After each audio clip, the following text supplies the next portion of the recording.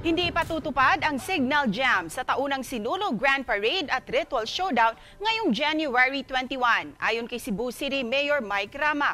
Ang detalye sa ulat ni Alan Domingo ng GMA Regional TV Balitang Bisdak.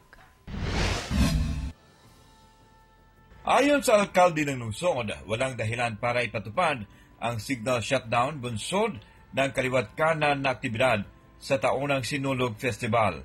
Taliwas din ang signal jam sa layunin ng lokal na pamahalaan at simbahan na ipalaganap sa ibang lugar at bansa ang iba't ibang aktibidad alinsunod sa taunang pagdiriwang. As Mayor of the City of Cebu, as the organizer, chairman, and the overall, I already make my statement very clearly.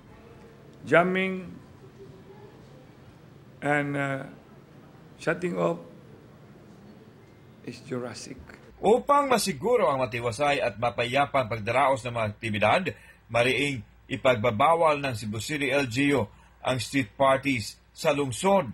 Nakalatag na rin ang seguridad na ipapatupad ng pulisya sa nakikitang pagdagsa ng mga libuto sa mga susunod na araw. Formal na bubuksan ang 9-day novena para sa Batang Jesus sa January 11. We are really doing our best gyud para niini. But again, we have already laid down the plans, but sumala sa gikaingon nga dili gid mahuman ang atong plano hangtod dili gid mahuman ang atong aktibidades. Maliban sa religious activities, pinaghahandaan na rin ang gagawing sinulog sa kabataan at lalawigan na gagawin sa January 13 at 14. Mula sa GMA Regional TV Balitang Bisdak, Alan Domingo, nagbabalita sa GMA Integrated News.